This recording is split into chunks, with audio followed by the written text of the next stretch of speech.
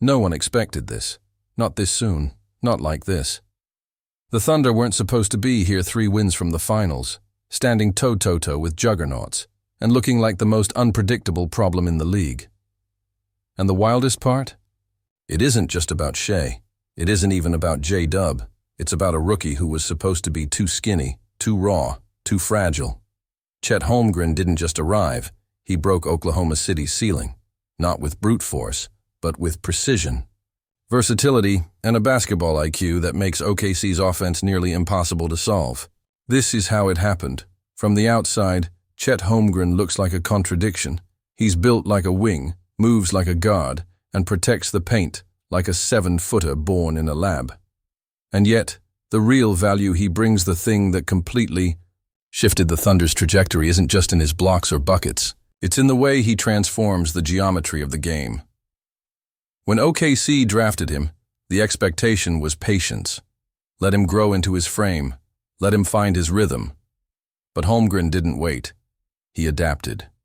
Game by game, minute by minute, he figured out how to do the little things that force defenses to bend and eventually break. Most of it starts with spacing. Chad doesn't need the ball to control possessions. He just needs to be there. Whether he's parked in the corner, ghosting to the slot, or trailing the play, defenders have no choice but to account for him.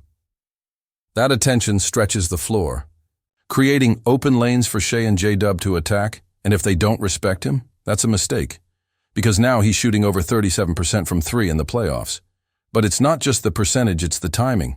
Catch and shoot threes in transition, pick and pop daggers, heat checks from the slot, when a defender cheats toward the drive. These aren't just shots, they're statement plays, momentum killers. And with every made jumper, the defense shifts another step out of position, but the spacing is only the beginning. The second layer is movement. Chet never stays still. He's constantly shifting, ghost screening, popping, relocating to the dunker, or crashing from the corner. These aren't just hustle plays. They're calculated attacks on defensive structure. The Wolves found this out the hard way. In Game 4, Gobert as glued to Isaiah Hartenstein in those double big lineups, which left Holmgren free to fly in from the weak side. He wasn't just grabbing boards, he was creating chaos. Tap-outs, loose balls, and tip passes that led to second-chance points. That's the part nobody prepared for. His ability to extend possessions without needing a play called for him, and when he's the screener in OKC's flat ball screen sets, that's when things get scary. Chet's gravity on the pop opens up massive driving lanes for Shea. If the big drops, it's a jumper for Holmgren. If they switch, Chet goes to work against a smaller defender or pulls them out of help position. If they blitz the ball, OKC swings it, resets, and runs it again. The cycle is endless. The counters are automatic. That's how he broke the ceiling.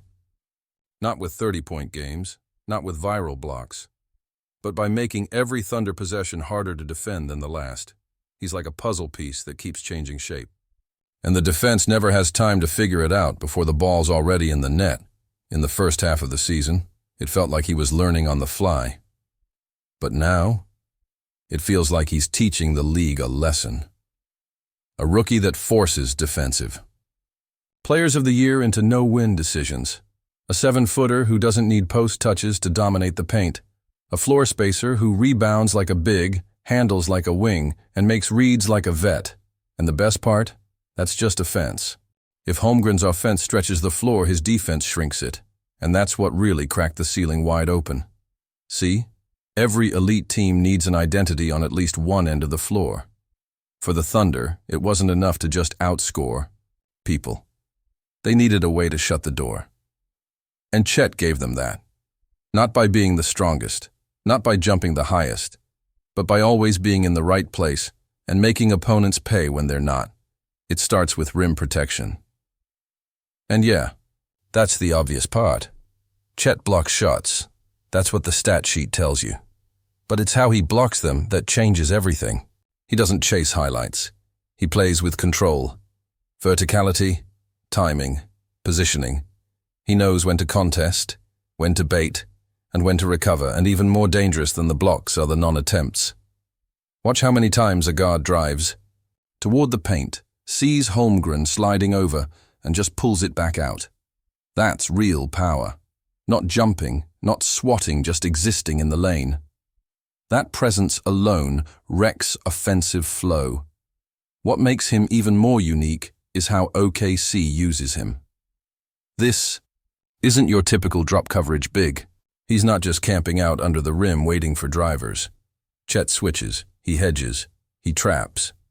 Sometimes, he even fronts the post on bigger, stronger bigs and forces them into awkward angles. That versatility lets the Thunder run wildly aggressive. Scheme zones most teams wouldn't even dream of, with a rookie at the 5 take the Minnesota series again. Whenever the Wolves tried to force switches and isolate him, Holmgren never panicked. Didn't bite on pump fakes, didn't reach. He just stayed tall, used his length, and forced tough shots. That's rare for any big, let alone a rookie. But it's especially rare for a big who's being hunted by teams that know how to exploit mismatches. And it's not just the one-on-one defense. His rotations are fast. His communication is loud. You'll often catch him pointing, yelling, shifting teammates into position before the pass even comes. That level of anticipation isn't normal. It's like he's reading the playbook 2 pages ahead of everyone else. Then there's the rebounding. This was supposed to be his weakness, right? Too skinny, can't bang inside. But what they forgot to account for was timing. Chet doesn't fight for position like a traditional big. He outsmarts people. He knows where the ball is going. He taps it, tips it, grabs it with one hand while shielding off a body with the other. His technique is clean, his hands are sharp, and he doesn't need to win the strength battle if he wins the angle. And then just when you think you've adjusted, he hits you with something else. A steal in the passing lane. A deflection that starts a fast break. A double team that forces a bad pass and leads to an easy transition bucket. One possession at a time, he chips away at your rhythm until there's nothing left. That's the hidden genius in his game. He doesn't need volume, he just needs moments. A contest here, a tap out there, a late help rotation that saves 2 points. Each one might seem small in isolation, but together, they build something unstoppable, and that's exactly what we're seeing now. The Thunder aren't just winning games, they're controlling them, turning elite offenses into scattered, second-guessing messes. Not because they have a traditional rim anchor, but because they have Cheta, roaming, slithering, shot-altering problem that no one's figured out how to solve. And while the offense runs through Shea, while J-Dub slices and Caruso hustles and the bench steps up, Holmgren holds the whole structure together. He's the keystone, the safety net, the reason OKC can gamble on traps, switch everything, and still have protection behind it all. It's what separates him from every other big in his class. They might put up better numbers. They might have stronger frames. But none of them are asked to do this much. And none of them deliver like he does on both ends of the floor. This isn't a rookie doing rookie things.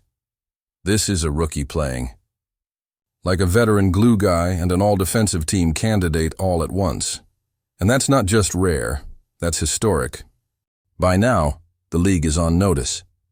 What started as a fun rebuild in Oklahoma City has turned into something terrifying, not just because of the talent, not just because of the depth, but because Chet Holmgren has unlocked a version of this team that no one saw coming.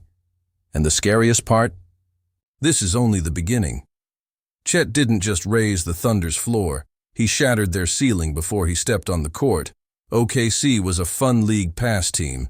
Dangerous in spurts, unpredictable, maybe a year or 2 away from serious contention. But once Holmgren fully integrated into the rotation, the Thunder didn't just look competitive, they looked complete. Like a system that finally got the missing piece it was built for. This version of OKC doesn't rely on hero ball. It doesn't have to. They move, they pass, they switch, they swarm, and everything flows because Chet exists. He doesn't clog the paint. He doesn't need post-ups. He doesn't force the offense into one-dimensional reads. Instead, he offers flexibility, stretching when needed, collapsing when it helps, and doing it all without disrupting rhythm. But what's truly wild is how quickly it's all come together. This was supposed to be the adjustment year. Remember, he missed his entire rookie season. Most bigs take years to figure out the pacing of the NBA game. They get played off the floor in high-leverage moments. They struggle with foul trouble. They get hunted on switches, Chet. He's checking all those boxes and erasing all those doubts in real time. Game 4 was a masterclass in adaptability. First half, he struggled to create separation. He adjusted. Second half, he used angles instead of force. He spaced instead of forcing drives. And just when Minnesota thought they had him figured out, he flipped the script again, crashing the glass, relocating into threes, setting ghost screens to free up Shea and J-Dub. This constant evolution is what makes him dangerous. The Thunder don't need him to dominate every possession. They just need him to be himself, a 7-foot Swiss Army knife who bends the floor on both ends. And with every game, he's getting more comfortable being the one who sets the tone. You can see it in the play calling now. The flat ball screens they ran over and over, those weren't accidents. Those were designed actions to weaponize Chet's versatility. He pops, they drive. He rolls, they kick. He relocates. Defenders lose track. It's a cycle that Minnesota couldn't stop and no one else has either. And it's not just about offense or defense anymore. It's the intangibles, the way he competes, the way he communicates. You'll see him calling out coverages before they happen. You'll hear his voice after every stop. It doesn't matter that he's a rookie, he plays like a leader, like a guy who already knows what's at stake. That's the thing about breaking a ceiling. It doesn't always come with fireworks. Sometimes it's quiet, subtle, a rebound here, a screen there. A perfectly timed block that doesn't even make the highlight reel. But it adds up. It shifts energy. It creates belief. And now that belief is everywhere. The bench feels it. The coaching staff feels it. The crowd in OKC feels it every time Chet steps into a trail 3 or comes flying in for a putback. The team plays with a different edge because they know he's always there. Not just to finish plays, but to make sense of them. That's the difference between potential and reality. Potential gets you a top draft pick. Reality gets you wins in the conference finals. And Chet Holmgren? He's living in that reality now. No more waiting. No more what-ifs. He's not just part of the Thunder's rise.